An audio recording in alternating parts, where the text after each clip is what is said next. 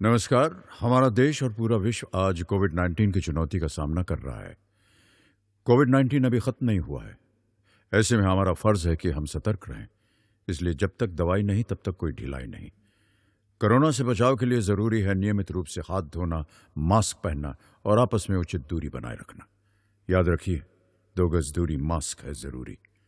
खांसी, बुखार या सांस लेने में कठिनाई होने पर हेल्पलाइन नंबर 1075 पर संपर्क करें।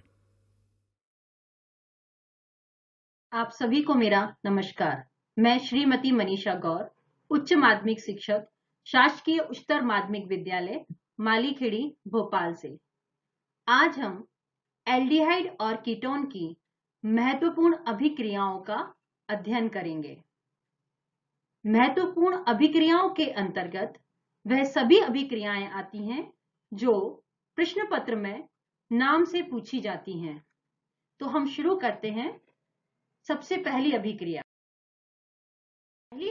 है रोजनमुंड अपचयन अभिक्रिया। रोजनमुंड अपचयन अभिक्रिया में एसिल क्लोराइड को यदि हम रिड्यूस करते हैं तो हमें क्या प्राप्त होता है? हमें एल्डिहाइड प्राप्त होता है। किसकी उपस्थिति में? H2PD और बेरियम सल्फेट की उपस्थिति में जब हम अभिक्रिया करते हैं तो हमें एल्डिहाइड मिलता है। जैसा कि आपको ये समीकरण दिखाई दे रहा है कि RCOCl की क्रिया जब हम H2 के साथ करते हैं PD बेरियम सल्फेट की उपस्थिति में, तो क्या बन रहा है? एल्डिहाइड बन रहा है और साथ में HCl बन रहा है। यदि आप इसमें ध्यान दें या इसको समझें तो हम क्या कह रहे हैं? Cl के स्थान पर एक हाइड्रोजन आकर जुड़ रहा है, यानी मोर इलेक्ट्रोनेगेटिव एटम के स्थान पर लेस इलेक्ट्रोनेगेटिव एटम आके जुड़ रहा है, यानी यह अभिक्रिया क्या हो रही है? रिड्यूस हो रही है, यानी रिडक्शन हो रहा है। तो इसको समझने के लिए हम देखते हैं कि इस अभिक्रिया में यदि हम पैलेडियम और H2 के साथ करते हैं तो यह अभिक्रिया एल्डिहाइड पर ना रुककर सीधे अल्कोहल का निर्माण करेगी। हम चाहते हैं कि हमारी यह अभिक्रिया एल्डिहाइड पर ही रुके, तो इस अभिक्रिया को एल्डिहाइड पर रोकने के लिए हम इसके अंदर बेरियम सल्फेट डालते हैं। तो यहां पर जो बेरियम सल्फेट है वो एज ए पॉइजन का कार्य कर रहा है, यानी कैटलिस्ट की जो एफिशिएंसी रहती है उसको रिड्यूस करने का कार्य कर रहा है। रिड्यूस करेगा तो क्या होगा? ये अभिक्रिया एल्डिहाइड पर ही रुक जाएगी। समझ में आया आपको? तो क्या होगा यहाँ पर? यही अभिक्रिया एल्डिहाइड पर रुक जाएगी और हम किसका निर्माण कर पाएंगे? एल्डिहाइड का निर्माण कर पाएंगे। तो हमारी अब अगली अभिक्रिया है स्टीफन अभिक्रिया। मैंने आपको पहले ही बताया ये नेमिंग रिएक्शन है, आप नाम से इसको याद रखिएगा जिसको आप आसानी से कर पाएंगे। तो हमारी जो दूसरी अभिक्रिया है स्टीफन अभिक्रिया। स्टीफन अभिक्रिया में हम देखते हैं कि nitriles are reduce to corresponding imine. हमारे जो नाइट्राइल है वो किसमें बदल रहे हैं? इमीन में बदल रहे हैं। किसकी उपस्थिति में? SnCl2 की उपस्थिति में। SnCl2 और HCl की उपस्थिति में इमीन बन रहा है और जब इसका जल अपघटन किया जाता है तब एल्डिहाइड का निर्माण होता है। देखिए जैसे ये अभिक्रिया दी हुई है, इस अभिक्रिया में बेंजोनाइट्राइल है। बेंजोनाइट्राइल SnCl2 और HCl की उपस्थिति में अभिक्रिया करता है तो क्या बना रहा है? एल्डामीन या इमीन कह सकते हैं हम। इमीन बना रहा है और जब इस इमीन का हम जल अपघटन करते हैं तो क्या बनेगा? बेंजल्डिहाइड बनेगा। यानी यहां पर क्या हो रहा है कि जो SnCl2 है, SnCl2 में टिन पर +2 ऑक्सीकरण अवस्था है, तो ये ऑक्सीकरण अवस्था +4 में चेंज होगी। तो इसका मतलब है यहां पर 2 इलेक्ट्रॉन लूज होंगे। तो इन 2 इलेक्ट्रॉन को कार्बन गेन करेगा और साथ ही हाइड्रोजन को भी गेन करेगा। तो क्या बना रहा है ये? देखिए बेंजीन रिंग के ऊपर CH डबल बॉन्ड NH लगा और फिर हम इसका जल अपघटन करते हैं, तब क्या बनाता है ये? बेंजल्डिहाइड और अमोनिया। इसी की हम अगली अभिक्रिया देखें, वैकल्पिक अभिक्रिया के रूप में। अब वैकल्पिक अभिक्रिया क्या है कि जब हम एस्टर और नाइट्राइल को सिलेक्टिवली रिड्यूस करते हैं, किसके द्वारा? Diisobutyl aluminium hydride के द्वारा, तब अभिक्रिया क्या होती है? ये वही अभिक्रिया है। ये देखिएगा इस अभिक्रिया में कि वैकल्पिक अभिक्रिया में नाइट्राइल को diisobutyl aluminium hydride यानी डिबेल एच, इसको अक्सर एग्जाम में डिबेल एच के नाम से पूछते हैं, डिबेल एच द्वारा अपचयन से इमीन प्राप्त होता है और फिर इसका जब हम जल अपघटन करते हैं तब हमें एल्डिहाइड प्राप्त होता है। ध्यान रखिएगा, यहां पर ये अभिक्रिया एग्जाम में या जब कन्वर्शन पूछा जाता है उनमें ये बहुत उपयोगी होती है, ये ध्यान रखना आप। ठीक है, अब हमारी अगली अभिक्रिया है इटार्ड अभिक्रिया। बहुत ही महत्वपूर्ण अभिक्रिया है इटार्ड अभिक्रिया, नाम से पूछी जाती है। तो इटार्ड अभिक्रिया दो भागों में बटी हुई है हमारी। कैसे दो भाग हो सकते हैं हमारे? देखिए, पहला है हमारा क्रोमिल क्लोराइड का उपयोग करके और इसी का दूसरा भाग है क्रोमिल ऑक्साइड का। लेकिन जब हम क्रोमिल क्लोराइड का उपयोग करते हैं वो कहलाती है इटार्ड अभिक्रिया, ध्यान रखिएगा।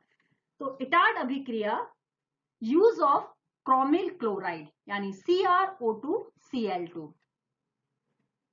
यदि हम टाइलून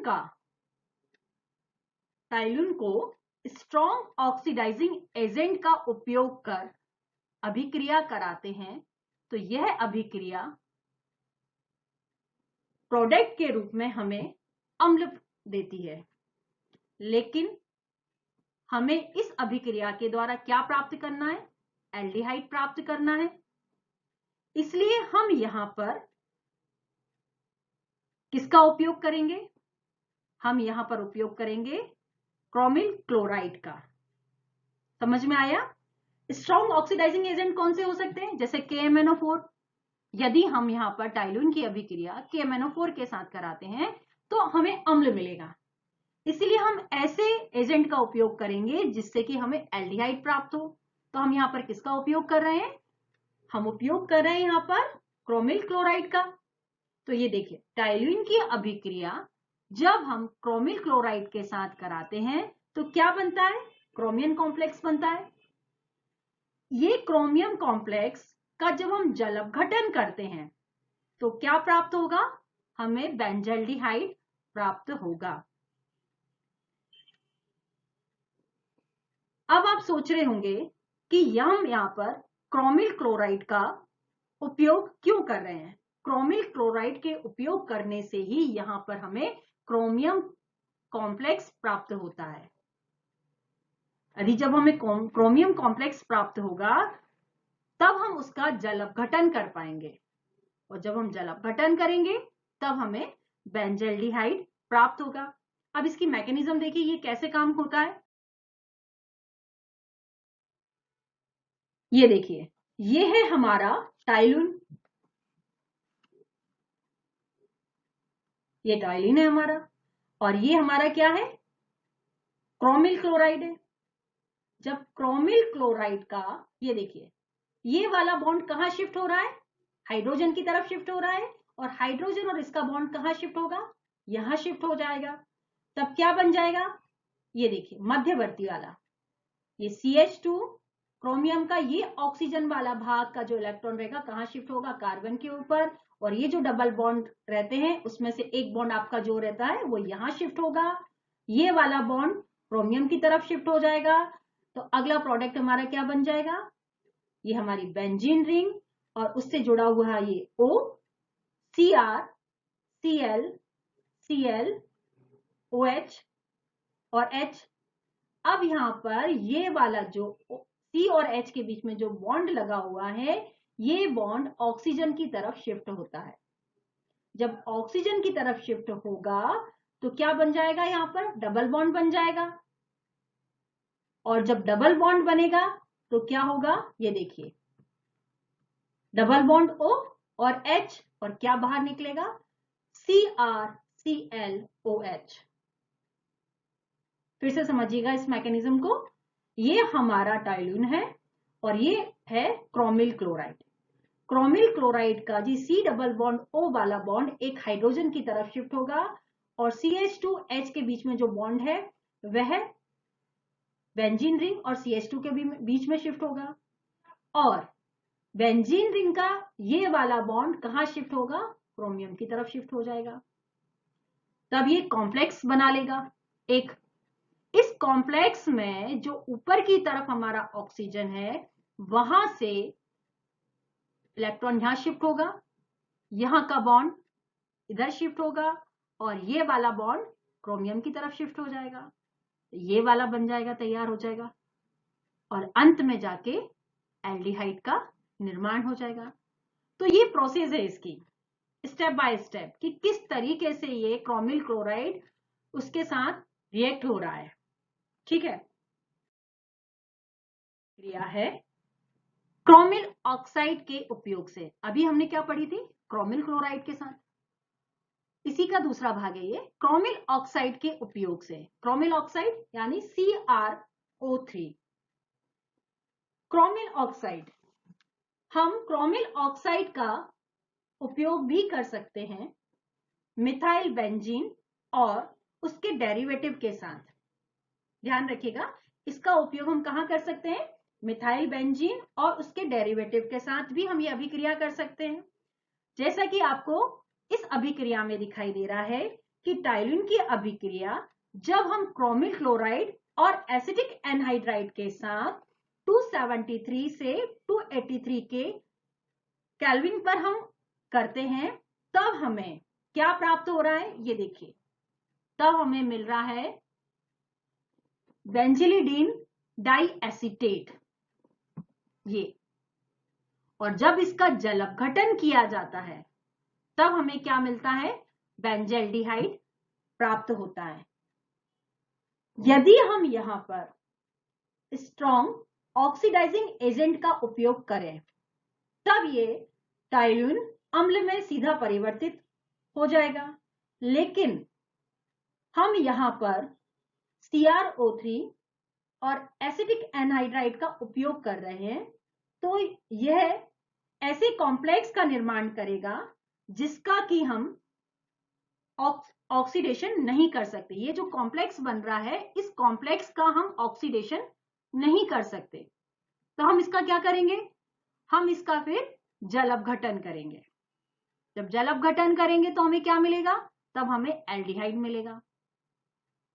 समझ आया कि हम इन दोनों के उपयोग करने का यहां पर यह फायदा होता है कि हमें ये कॉम्प्लेक्स प्राप्त होता है।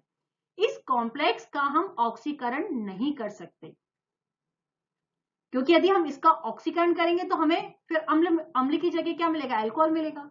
तो हम क्या करेंगे, हम इसका जलअपघटन करेंगे और जलअपघटन करेंगे तो हमें क्या प्राप्त होगा, बेंजल्डिहाइड प्राप्त होगा। वैसे तो ये अभिक्रिया सीधी अभिक्रिया है, ध्यान रखना आप इसको, ये अभिक्रिया सीधी है, इसको आप आसानी से याद रख सकते हैं। इसके बाद हमारी गैटरमान कोच अभिक्रिया क्या है ये, जब बेंजीन या इसके व्युत्पन्न निर्जल एल्युमिनियम क्लोराइड या क्यूप्रस क्लोराइड की उपस्थिति में कार्बन मोनोऑक्साइड और हाइड्रोजन क्लोराइड के साथ क्रिया करते हैं तो बेंजल्डिहाइड या प्रतिस्थापित बेंजल्डिहाइड का निर्माण होता है। जैसा कि अभिक्रिया में दिखाई दे रहा है कि बेंजीन की अभिक्रिया हम किसकी उपस्थिति में कर रहे हैं, निर्जल एल्युमिनियम क्लोराइड या क्यूप्रस क्लोराइड की उपस्थिति में, किसके साथ, कार्बन मोनोऑक्साइड और हाइड्रोजन क्लोराइड के साथ। तो हमें क्या मिल रहा है? तब हमें मिल रहा है बेंजाल्डिहाइड। यदि आप इसको मैकेनिज्म के रूप में देखेंगे तो अभिक्रिया किस प्रकार से हो रही है, तो मैं आपको यहाँ शॉर्ट में बता देती हूं कि जैसा कि ये कार्बन मोनोऑक्साइड है, कार्बन मोनोऑक्साइड में कार्बन नेगेटिव है, ऑक्सीजन हमारा यहाँ पर पॉजिटिव है, क्योंकि कार्बन और ऑक्सीजन के बीच में ट्रिपल बॉन्ड बना हुआ है। तो कार्बन का जो इलेक्ट्रॉन रहता है वो कहां शिफ्ट होगा? H की तरफ, और फिर रेजोनेंस स्ट्रक्चर बनाएगा।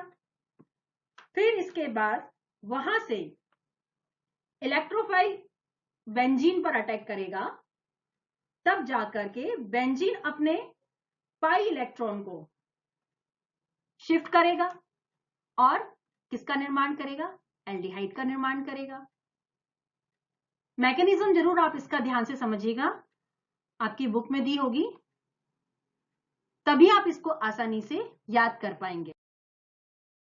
हमारी अगली अभिक्रिया है फ्रीडल क्राफ्ट एसिटिलन अभिक्रिया। इस अभिक्रिया को समझाने के पूर्व मैं आपको यहां थोड़ा सा कुछ समझाना चाहूंगी, इसी अभिक्रिया से जुड़ी हुई कुछ बातें। फ्रीडल क्राफ्ट 2 रिएक्शन देता है, कौन कौन सी?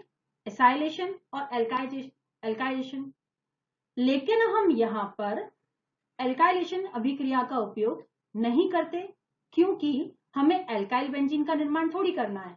तो हम यहाँ किसका उपयोग करेंगे? हम एसाइलेशन का उपयोग करेंगे, क्योंकि हमें क्या बनाना है? कार्बोनिल कंपाउंड बनाना है। इसलिए हम किसका उपयोग कर रहे हैं? एसाइलेशन का उपयोग कर रहे हैं। बेंजीन या उसके सब्स्टिट्यूट पर जब अभिक्रिया की जाती है, हाँ एक बात और आप यहां ध्यान रखिएगा कि बेंजीन या इसके जो डेरिवेटिव है बेंजीन के सभी डेरिवेटिव के ऊपर स्ट्रॉन्ग विथड्रॉइंग ग्रुप नहीं लगा होना चाहिए। क्यों नहीं लगा होना चाहिए? यदि स्ट्रॉन्ग विथड्रॉइंग ग्रुप लगा होगा तो यह क्या करेगा? फ्रीडल क्राफ्ट अभिक्रिया को डीएक्टिव कर देगा।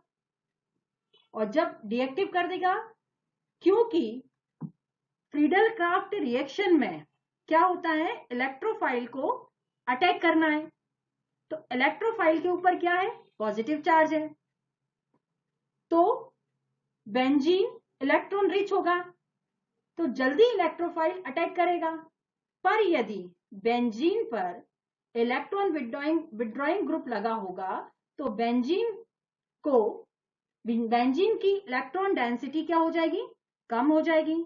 यानी इलेक्ट्रोफाइल जो रहेगा उसके अटैक करने की संभावना कम हो जाएगी। ध्यान रखिएगा कि बेंजीन के जितने भी डेरिवेटिव हैं उन पर इलेक्ट्रॉन विथड्रॉइंग ग्रुप नहीं लगा होना चाहिए। तो क्या होगी यहां पर अभिक्रिया? बेंजीन को निर्जल AlCl3 की उपस्थिति में एसिटिल क्लोराइड के साथ जब हम गर्म करते हैं तो हमें क्या प्राप्त होता है? ये वाला भाग इसका, ये देखिए, ये वाला भाग क्या है?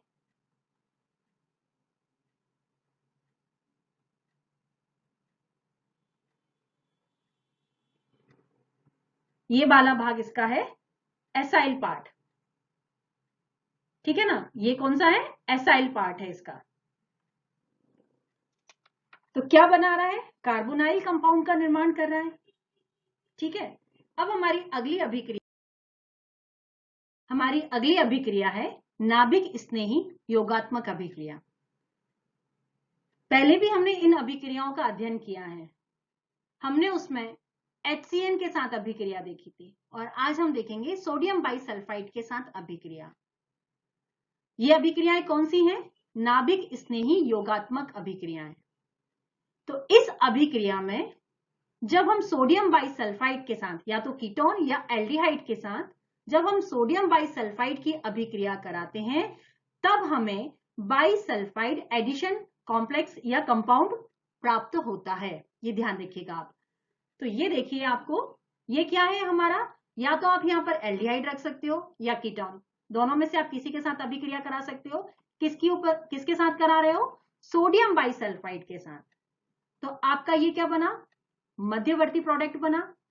और जब इसमें प्रोटॉन का स्थानांतरण होगा, तब हमें बाइसल्फाइड एडिशन कंपाउंड प्राप्त होगा।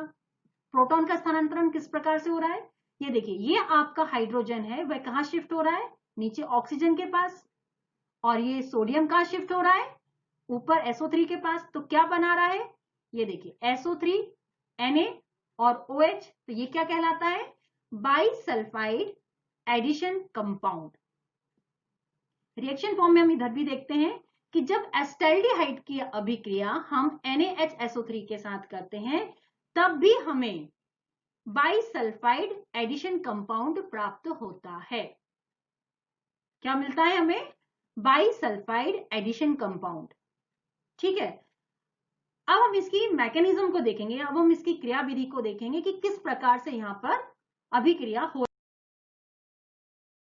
तो देखिए इसकी मैकेनिज्म, ये है हमारा ग्रुप। इस ग्रुप पर जब न्यूक्लियोफाइल यानी नाभिक स्नेही जब अटैक करता है, कहां अटैक करेगा, ये देखिए, ये हमारा न्यूक्लियोफाइल है और कहां अटैक कर रहा है, कार्बन के ऊपर अटैक कर रहा है। जब कार्बन के ऊपर अटैक कर रहा है मतलब एक बॉन्ड यहां से हट गया, तो क्या हो गया, ये देखिए CNU, और यहां पर आप कुछ भी लगा सकते हैं, या तो आप यहां पर एल्किल समूह लगा लीजिए दोनों, या एक हाइड्रोजन और एक एल्किल लगा लीजिएगा, और टेट्राहीड्रल इंटरमीडिएट बनाता है। यहां से लेके यहां तक इस कन्वर्शन में ये प्रोसेस स्लो होती है, ये ध्यान रखिएगा, यहां पर प्रोसेस ये स्लो होती है। फिर क्या होगा, फिर इसके साथ हम क्या करेंगे, हाइड्रोजन आयन की अभिक्रिया कराते हैं। तो क्या होगा, ये हाइड्रोजन आयन कहां अटैक करेगा, ये ऑक्सीजन के ऊपर अटैक करेगा, तो ये हमारा क्या बन जाएगा, एडिशन प्रोडक्ट बन जाएगा। टेट्राहीड्रल इंटरमीडिएट से इस प्रोडक्ट को बनाने के बीच में जब जो अभिक्रिया होगी बहुत फास्ट होगी, और यहां पर अभिक्रिया क्या होगी, बहुत स्लो अभिक्रिया होगी। तो यहां पर आप इसको इस तरीके से याद रखते हैं कि जब न्यूक्लियोफिलिक एल्डिहाइड या कीटोन के कार्बन पर अटैक करता है तब क्या बना रहा है, चतुष्फलकीय मध्यवर्ती संरचना बना रहा है। अब हम देखते हैं कि इस कार्बन से क्या क्या जुड़े हैं, दो एल्काइल ग्रुप जुड़े हुए हैं। क्या ये दोनों एल्काइल ग्रुप लिविंग ग्रुप है क्या, नहीं। क्या ये लिविंग ग्रुप है, नहीं।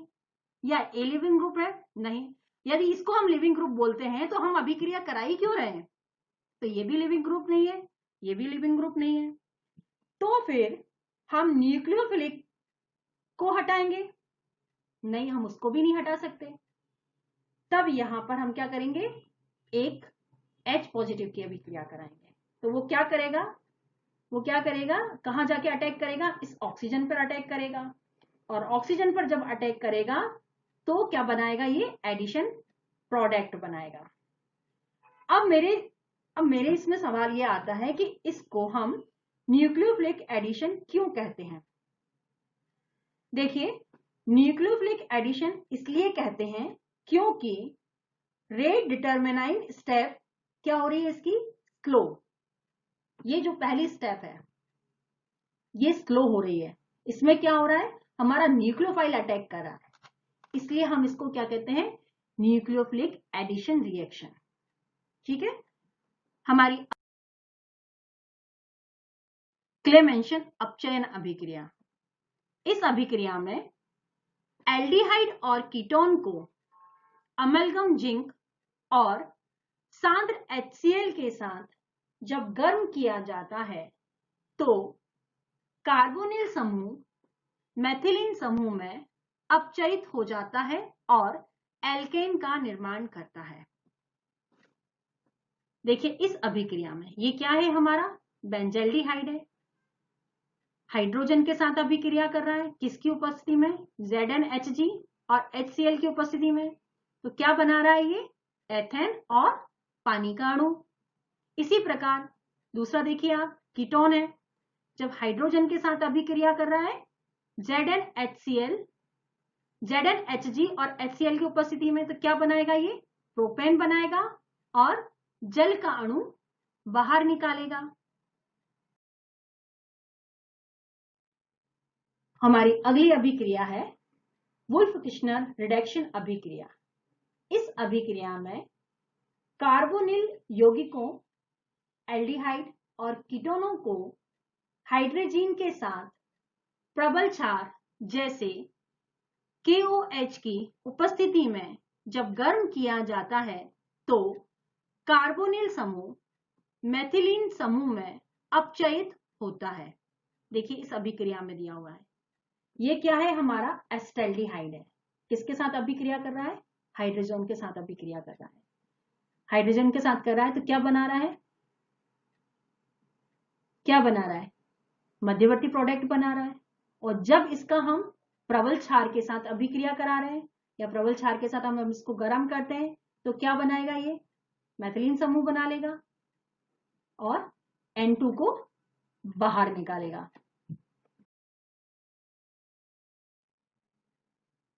अगली अभिक्रिया है हमारी कैनिजेरो अभिक्रिया। देखिए मैंने आपको पहले भी बताया, ये सारी के सारी अभिक्रियाएं नेमिंग रिएक्शन है, ये नाम से पूछी जाने वाली अभिक्रिया हैं, तो आप इनको नाम से ही याद रखिएगा। अगली अभिक्रिया क्या थी हमारी? कैनिजेरो अभिक्रिया। इस अभिक्रिया में सांद्र क्षार की उपस्थिति में ऐसे दो एल्डिहाइड आपस में क्रिया करते हैं जिनमें अल्फा हाइड्रोजन परमाणु नहीं होता। ऐसा कौन सा है हमारे पास? फॉर्मेल्डिहाइड, उसमें अल्फा हाइड्रोजन परमाणु नहीं होता। तब अल्कोहल तथा एसिड का सोडियम पोटेशियम लवण बनता है। ये देखिए, ये हमारा फॉर्मेल्डिहाइड, ये भी फॉर्मेल्डिहाइड। सांद्र KOH के साथ जब इसको गर्म किया जा रहा है तब क्या बन रहा है? मेथेनॉल और पोटेशियम फॉर्मेट। ठीक है, इसी तरह से बेंजल्डिहाइड का भी नीचे दिया हुआ है कि बेंजल्डिहाइड के हम दो अणु लेंगे जो कि सांद्र NaOH के साथ जब हम उसको गर्म करेंगे तो बेंजिल अल्कोहल और सोडियम बेंजोएट हमें प्राप्त होगा।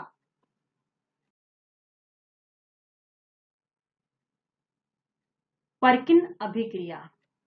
पर्किन अभिक्रिया बेंजल्डिहाइड को किसी एलिफेटिक अम्ल के सोडियम लवण की उपस्थिति में इस अम्ल के एनहाइड्राइड के साथ गर्म करने पर अल्फा बीटा असंतृप्त अम्ल प्राप्त होता है, जैसा कि आपको समीकरण में दिखाई दे रहा होगा। ये बेंजल्डिहाइड है, ये एसिटिक एनहाइड्राइड है, ये क्रिया करेंगे तो सिनेमिक एसिड का निर्माण करेंगे।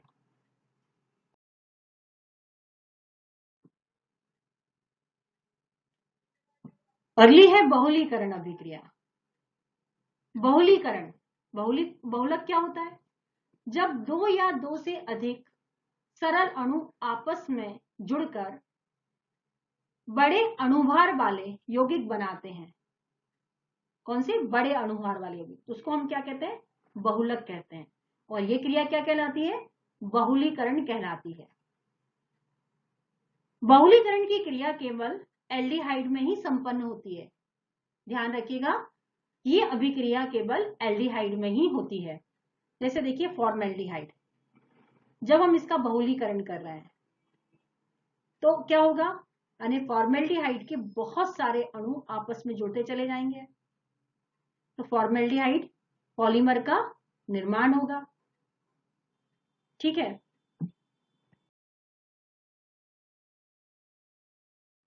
चलिए अब हम देखते हैं कि एसिटाल्डिहाइड से बेंजल्डिहाइड कम क्रियाशील है। क्यों? क्योंकि कार्बोनिल कार्बन पर आंशिक धनावेश जितना अधिक होगा क्रियाशीलता भी उतनी ही अधिक होगी। बेंजल्डिहाइड में बेंजीन रिंग के +R प्रभाव के कारण कार्बोनिल कार्बन पर धनावेश की मात्रा कम होती है, इसलिए क्रियाशीलता भी कम होती है। एल्डिहाइड में +I प्रभाव लगता है किंतु +R प्रभाव अधिक पड़ता है, जैसा कि नीचे आपको दिखाई दे रहा होगा कि यह है हमारा बेंजल्डिहाइड। इस बेंजल्डिहाइड में बॉन्ड शिफ्ट हो रहे होंगे, यानी हमारे इलेक्ट्रॉन शिफ्ट हो रहे हैं। ये देखिए, ये यहां से ऑक्सीजन की तरफ शिफ्ट होगा और यहां से कहां शिफ्ट होगा पाई बॉन्ड, हमारा कार्बन की तरफ शिफ्ट होगा। तो इसके बीच में ये डबल बॉन्ड बन गया और ऑक्सीजन के ऊपर नेगेटिव चार्ज आ गया। अब ये वाला बॉन्ड कहां शिफ्ट होगा, नीचे की तरफ शिफ्ट हो जाएगा। तो ये नेगेटिव हो गया, ये हमारा ऑक्सीजन, सॉरी ये पॉजिटिव हो गया, ऑक्सीजन नेगेटिव हो गया। ये वाला बॉन्ड हमारा इस तरफ शिफ्ट होगा, तो ये पॉजिटिव हो जाएगा। और लास्ट में हमारा ये जो नेगेटिव चार्ज है वो कहां शिफ्ट हो जाएगा, कार्बन और ऑक्सीजन के बीच में। तो क्या बन जाएगा, ये है कहलाती हमारी अनुनादी व्यंजक अनुनादी संरचनाएं। तो आज के लिए इतना ही। बहुत बहुत धन्यवाद बच्चों। किशोरावस्था संबंधित समस्याओं के परामर्श हेतु समर्पित उमंग किशोर हेल्पलाइन के टोल फ्री नंबर 144225 पर संपर्क करें।